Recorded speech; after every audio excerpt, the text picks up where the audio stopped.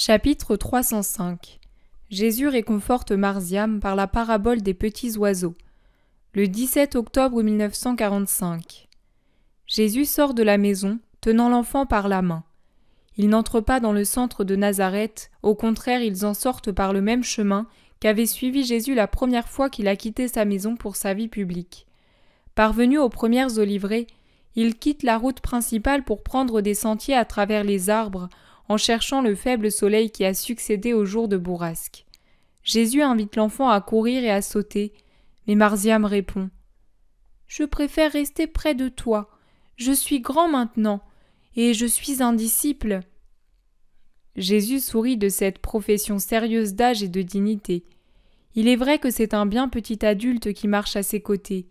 Personne ne lui donnerait plus de 10 ans, mais nul ne peut nier qu'il est un disciple, et Jésus moins que tout autre, si bien qu'il se borne à dire « Tu vas t'ennuyer à rester silencieux pendant que je fais oraison. Je t'avais amené avec moi pour que tu t'amuses. » « Je ne pourrai pas m'amuser ces jours-ci, mais rester près de toi me soulage beaucoup. Je t'ai tant désiré ces temps-ci, parce que... L'enfant serre ses lèvres tremblantes et se tait. Jésus lui pose la main sur la tête en disant « Celui qui croit à ma parole ne doit pas être triste comme ceux qui ne croient pas. Je dis toujours la vérité. Même quand j'affirme qu'il n'y a pas de séparation pour les âmes des justes qui sont dans le sein d'Abraham et celles des justes qui sont sur la terre. Je suis la résurrection et la vie, Marziam, et cette vie, je la porte même avant d'accomplir ma mission. Tu m'as toujours dit que tes parents attendaient la venue du Messie et qu'ils demandaient à Dieu de vivre assez pour le voir. Ils croyaient en moi. Ils se sont endormis dans cette foi. Ils sont donc déjà sauvés par elle, déjà ressuscités et vivants par elle, car c'est une foi qui ouvre à la vie en donnant soif de justice. Pense qu'ils ont souvent dû résister aux tentations pour être dignes de rencontrer le Sauveur. « Mais ils sont morts sans t'avoir vu, Seigneur, et de quelle manière ? Je les ai vus, tu sais, quand on a dégagé de terre tous les morts du village, ma mère, mon père, mes petits frères. Que m'importe si, pour me consoler, on me disait « Les tiens ne sont pas ainsi, ils n'ont pas souffert. » Ah, ils n'ont pas souffert. C'était donc des plumes, les pierres qui sont tombées sur eux. La terre et l'eau qui les ont étouffés, c'était de l'air.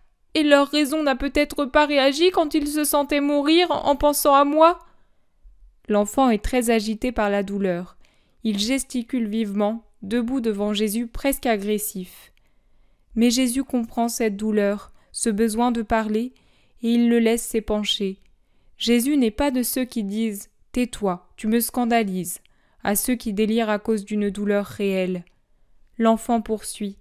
« Et après, qu'est-ce qui est arrivé après ? Tu le sais ce qui est arrivé après. Si tu n'étais pas venu, je serais devenu une bête fauve, ou bien je serais mort comme un serpent dans les bois, et je ne serais plus allé vers maman, vers mon père, mes petits frères, car je haïssais Doras, et je n'aimais plus Dieu comme avant, quand maman était là pour m'aimer, pour me faire aimer le prochain. J'avais presque de la haine pour les oiseaux qui se remplissaient le gosier, qui avaient des plumes chaudes, qui refaisaient leur nid, moi qui avais faim, qui portais un vêtement déchiré, qui n'avais plus de maison. Je les chassais, moi qui aime les oiseaux, à cause de la colère qui montait en moi quand je me comparais avec eux, et puis je pleurais parce que je me rendais compte que j'avais été méchant et que je méritais l'enfer. » « Ah, tu te repentais donc d'avoir été méchant. »« Oui, Seigneur, mais comment faire pour être bon ? Mon vieux père l'était, mais il disait « Bientôt tout finira, je suis vieux. » Mais moi je ne l'étais pas. Combien d'années encore avant de pouvoir travailler et manger comme un homme et non comme un chien errant ? Je serais devenu un voleur, moi, si tu n'étais pas venu. » « Non, car ta mère priait pour toi. Tu vois que je suis venu et que je t'ai pris. Cela prouve que Dieu t'aimait et que ta mère veillait sur toi. » L'enfant se tait et réfléchit. Il semble demander une lumière au sol qu'il piétine, tant il le regarde, en marchant à côté de Jésus sur l'herbe un peu roussie par la tramontane des jours précédents. Puis il lève la tête et demande « Mais est-ce que ça n'aurait pas été une plus belle preuve d'amour s'il n'avait pas fait mourir ma mère ?» Jésus sourit devant la logique humaine de cette petite intelligence, mais il explique avec sérieux et bonté. « Voici, Marziam, je vais te faire comprendre tout cela par une comparaison. Tu m'as dit que tu aimes les oiseaux, n'est-ce pas? Maintenant écoute un peu. Les oiseaux sont-ils faits pour voler ou pour rester en cage? Pour voler. C'est bien. Et les mères des oiseaux, comment font-elles pour les nourrir quand ils sont petits? Elles leur donnent la béquée. Oui, mais avec quoi? Avec des graines, des mouches, des chenilles, des miettes de pain ou des morceaux de fruits qu'elles trouvent en volant par-ci par-là. Très bien. Maintenant écoute. Si en ce printemps tu trouvais un nid par terre avec les petits dedans et la mère dessus, que ferais-tu? Je le prendrais. Tout entier? Comme il est? La mère comprise?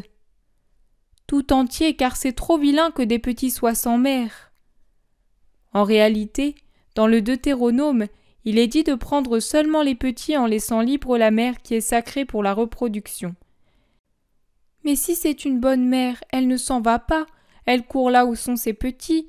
C'est ce qu'aurait fait maman, elle ne m'aurait pas donné pour toujours, même à toi, car je suis encore un enfant.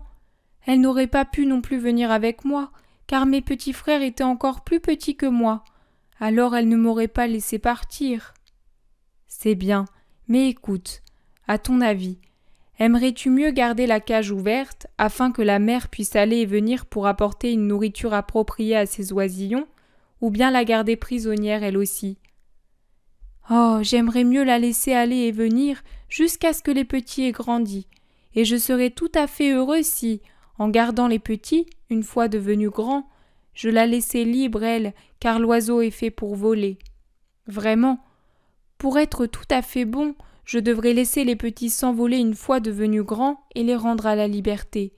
Ce serait le plus véritable amour que je pourrais avoir pour eux, et le plus juste.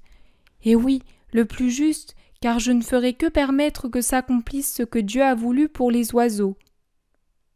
Bravo, Marziam, tu as vraiment parlé en sage. Tu seras un grand maître de ton Seigneur, et celui qui t'écoutera te croira parce que tu parleras en sage. C'est vrai, Jésus? Le petit visage d'abord inquiet et triste, puis rendu sombre par la réflexion, fermé par l'effort de juger ce qui était le meilleur, s'épanouit et s'éclaire dans la joie de la louange. C'est vrai. Maintenant vois un peu. Toi, seulement parce que tu es un brave garçon, tu juges ainsi. Réfléchis comment Dieu jugera, lui qui est la perfection en tout en ce qui concerne les âmes et leur vrai bien. Les âmes sont comme autant d'oiseaux que la chair emprisonne dans sa cage. La terre est le lieu où ils sont amenés dans la cage. Mais les âmes aspirent à la liberté du ciel, au soleil qui est Dieu, à cette nourriture faite pour elles qu'est la contemplation de Dieu. Aucun amour humain, même le saint amour d'une mère pour ses enfants ou des enfants pour leur mère, n'est assez fort pour étouffer ce désir des âmes de se réunir à leur origine qui est Dieu. De même, Dieu, en raison de son amour parfait pour nous, ne trouve aucune raison assez forte pour dépasser son désir de s'unir à l'âme qui le désire. Alors qu'arrive-t-il? Parfois, il l'aime tant qu'il lui dit « Viens, je te libère », et il le dit même s'il y a des enfants autour d'une mère. Lui, il voit tout, il sait tout ce qu'il fait est bien. Quand il libère une âme, cela n'est pas évident pour les hommes dont l'intelligence est relative, quand il libère une âme, c'est toujours pour un bien plus grand, le bien de l'âme elle-même et de ceux qui lui sont unis. Je te l'ai déjà dit d'autres fois, il ajoute alors au ministère de l'ange gardien le ministère de l'âme qu'il a rappelé à lui et qui aime d'un amour pur de toute pesanteur humaine sa famille qu'elle aime en Dieu. Quand il libère une âme, il s'emploie à la remplacer pour les soins dont ont besoin ceux qui restent. N'a-t-il pas agi ainsi pour toi? N'a-t-il pas fait de toi, petit fils d'Israël, mon disciple, mon prêtre de demain? Si, Seigneur. Maintenant, réfléchis un peu. Ta mère sera libérée par moi et n'aura pas besoin de tes prières. Mais si elle était morte après la rédemption et avait eu besoin de suffrages, tu aurais pu les lui procurer comme prêtre. Réfléchis, tu n'aurais pu que faire les frais d'une offrande à un prêtre du temple pour qu'il offre pour elle un sacrifice de victimes tels que des agneaux ou des colombes ou des produits de la terre. Cela, si tu étais resté le petit paysan Yabès auprès de ta mère.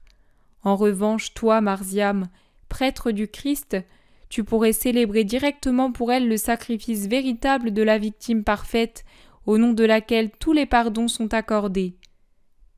Et je ne pourrais plus le faire ? Pas pour ton père, ta mère et tes petits frères, mais tu pourras le faire pour des amis et tes disciples. Tout cela n'est-il pas beau ? Si, Seigneur. Alors rentrons à la maison rassérénés. Oui, mais je ne t'ai pas laissé faire oraison, cela me déplaît. Nous avons fait oraison, nous avons considéré les vérités, contemplé Dieu et ses bontés. Tout cela, c'est de l'oraison, et tu l'as faite en véritable adulte. Allons, chantons un beau psaume de louange pour la joie qui est en nous. Et il entonne, un beau chant m'est sorti du cœur.